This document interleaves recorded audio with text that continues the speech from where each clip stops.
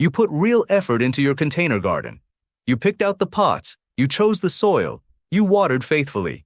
And then July arrived and turned everything to mush. Brown leaves, drooping stems, flowers that quit before summer even hit its stride. If that sounds familiar, you are not doing anything wrong. The problem isn't your effort. The problem is the plants. Not every plant belongs in a summer container. And once you learn which ones actually do, your patio, your porch, your front steps, they can look incredible from June all the way through September without the heartbreak of losing everything to the heat. I'm John Sam, and this is Seniors Gardening Advice. Stick with me through this video, because we're going to walk through 9 plants that are genuinely built for summer containers. These aren't just plants that survive hot weather. These are plants that seem to wake up when the thermometer rises. And I'll also share a few general care tips that apply to all of them, so you're not chasing the same information 9 separate times.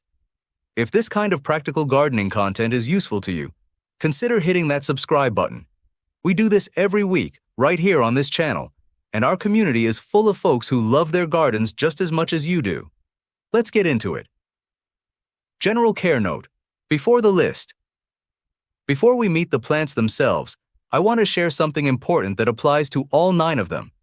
Container gardening in summer creates a specific challenge that in-ground gardening doesn't. When a plant is in a pot, it has a limited amount of soil to draw from.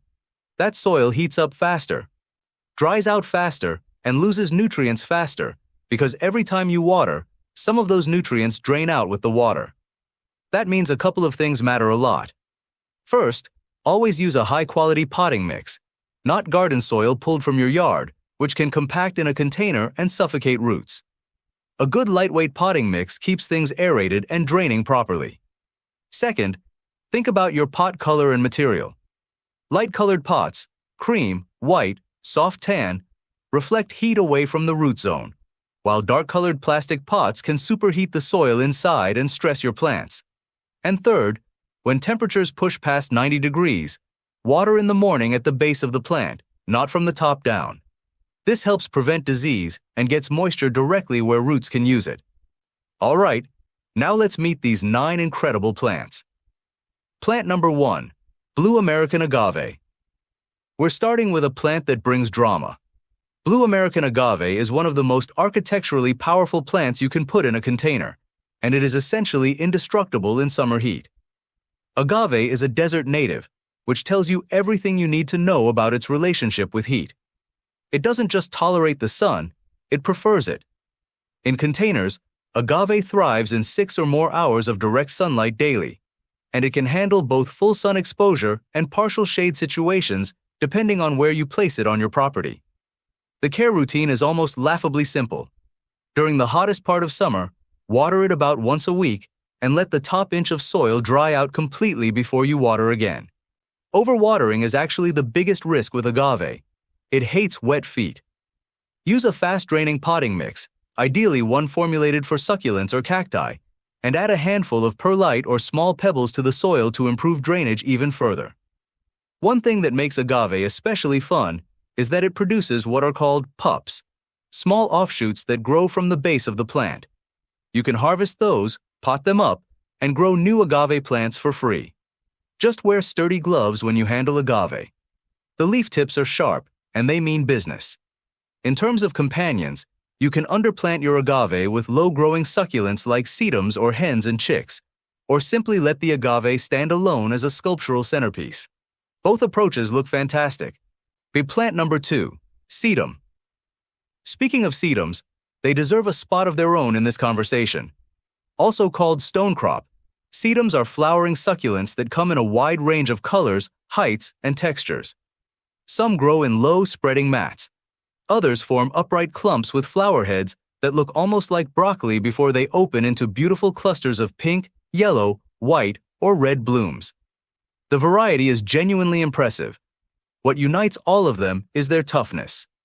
Sedums are drought-tolerant, heat-resistant, and among the easiest plants you will ever grow in a container.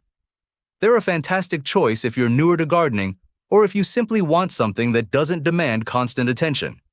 They look especially beautiful when combined with agave or hens and chicks. The mix of textures between pointy structural plants and the softer rosette-style sedum creates a really satisfying visual effect. Plant number 3. Hens and Chicks. This is one of my personal favorites to recommend, and here's the reason. These plants are practically alive with character. Hens and chicks, which are a type of sempervivum, form tight rosettes of fleshy leaves.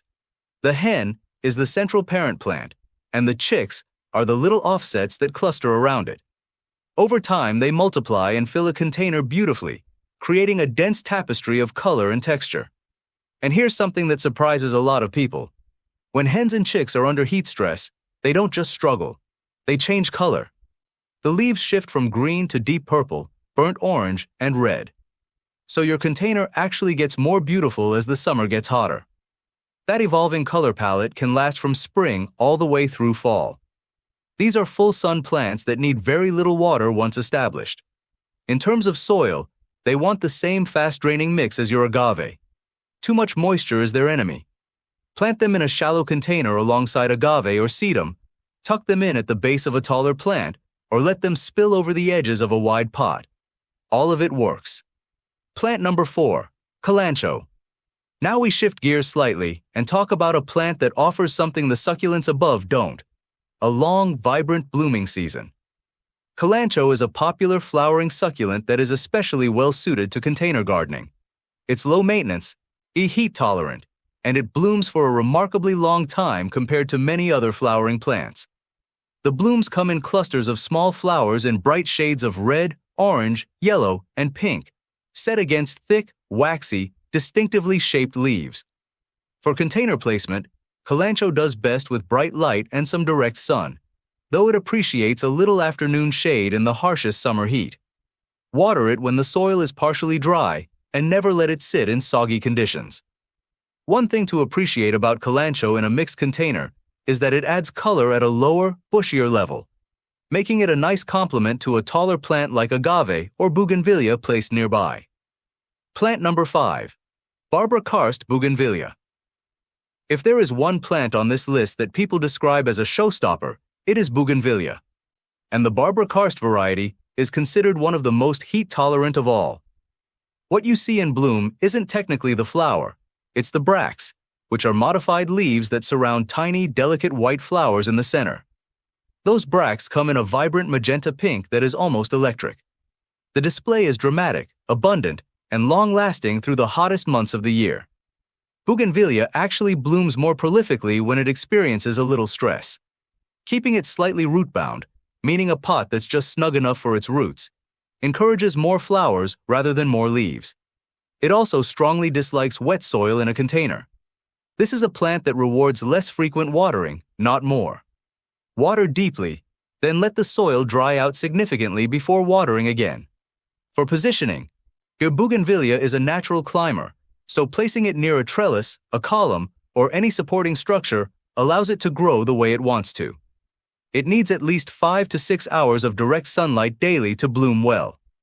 Cut back on sunlight, and the flower show diminishes considerably. It pairs beautifully with sage and lantana if you want to create a multi-plant arrangement around your bougainvillea container. Plant number 6. Sage/salvia. Sage, botanically known as salvia, is one of those plants that quietly does everything right. It blooms from summer all the way through autumn, which makes it a reliable color source long after other plants have faded. It's drought-tolerant and heat-hardy. It attracts bees and butterflies thanks to its fragrance, which is something many of us in this gardening community genuinely appreciate. And it belongs to the mint family, which hints at its resilience and its aromatic nature. In a container garden, sage works as a mid-height filler that provides texture, scent, and steady color. Blue salvia in particular has beautiful spiky flower heads that add vertical interest to an arrangement. It pairs naturally with bougainvillea and lantana. Those three together create a really lively, pollinator-friendly container combination.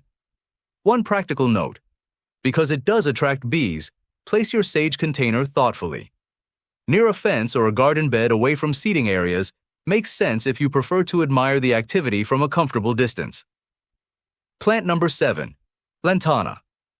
Lantana is a plant that earns its keep every single day from early summer to the first frost. The blooms are multicolored, A single flower cluster often contains pink, yellow, orange, and red all at once, and they come in relentless waves throughout the season. Lantana can withstand the sunniest, hottest, driest conditions you can throw at it. It is one of the more drought-tolerant flowering plants you'll find, and it's a magnet for butterflies. For containers, Lantana works especially well in hanging baskets because of its vine-like branching habit. Weeping or trailing varieties cascade beautifully over the sides of a pot or basket, creating a full, flowing appearance. Dwarf varieties stay more compact, typically 12 to 16 inches tall, and work better in standard container arrangements. Planting tip: for the first couple of weeks after you pot your Lantana, keep it consistently moist to help it establish. After that, it becomes quite self-sufficient as long as it gets some rainfall or occasional deep watering. Plant it in a pot with a drainage hole, use a lightweight potting mix, and add a bit of perlite or coarse sand to improve drainage. Lantana planted alongside sage and bougainvillea creates one of the most colorful, heat-tough container combinations you can put together. If you're enjoying these plant recommendations, it means a lot when you give this video a thumbs up. It helps other gardeners find this content too. Plant number 8, pancake succulents. Here's one that might be less familiar to you, and I love including it because of how distinctive it looks. Pancake succulents, sometimes sold simply under that common name or as Aeonium or Orbea varieties, depending on the species, have a flat, round, ecoin-like rosette shape that makes them visually striking in container arrangements. The name really does describe them perfectly. Like other succulents on this list, they need very little watering once established. During their active growing season in spring, summer, and fall, they take occasional water when the soil is dry. When they go dormant in winter, they need almost nothing at all. They look outstanding paired with Dichondra, sedums, and other trailing plants. The contrast between the flat, symmetrical shape of the pancake succulent and the flowing, cascading quality of trailing plants creates a really balanced, intentional-looking container design. Plant number 9, Dichondra Silver Falls. We're finishing with a plant that doesn't bloom, doesn't have bold color, and doesn't make a dramatic statement, and yet it might be the most versatile plant on this entire list. Dichondra Silver Falls is a trailing foliage plant with small fan-shaped leaves in a shimmering silver tone. It grows along the soil surface and then cascades, sometimes dramatically, over the edge of whatever container it's in. Given a full season in a hanging basket or tall container, it can trail down 3 to 6 feet. It is, quite literally, a silver waterfall. From a design perspective, this plant is a team player. The silvery tone cools down arrangements that might otherwise feel too bright or chaotic. It pairs beautifully with purple, pink, and blue flowers, and it provides a soft, elegant base layer around stronger structured plants like agave or Kalanchoe. Care is simple. Dichondra Silver Falls is heat-tolerant and drought-tolerant once it's established. It prefers full sun to light shade, does not like soggy soil, and should be allowed to dry out between waterings. When temperatures get very high, check on it every week or so and give it a good drink if the soil is dry. It will bounce back quickly from any wilting, a great quality to have in a summer plant. Because it grows so vigorously, it can also function as a ground cover at the base of a large container arrangement, filling in bare space and creating a lush, finished look. So those are 9 plants that are genuinely ready for summer. Blue American Agave, sedum, Hens and Chicks, Kalanchoe, Barberkarst bougainvillea, sage, Lantana, pancake succulents, and Dichondra Silver Falls. Each one of them brings something different to the table. Whether that's bold structure, prolific blooms, easy care, or beautiful texture. But the real secret to a great summer container isn't just the plant selection. It's matching the right plants to the right conditions in your specific yard. Think about where your containers will live, how much direct sun they get, how exposed they are to wind, how easy they are for you to reach with a watering can. Start with what works for your specific situation and build from there. I know how much time and real care you put into your garden, and I want that effort to pay off with containers that look full and vibrant from Memorial Day all the way through Labor Day and beyond. These 9 plants can absolutely do that for you. If you'd like to share which of these plants you're most excited to try, drop it in the comments below. I read every one of them, and I genuinely enjoy hearing from you.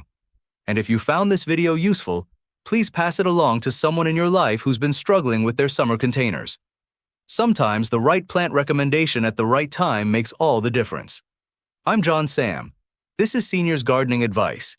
Thank you for spending part of your day with me, and I will see you in the very next one.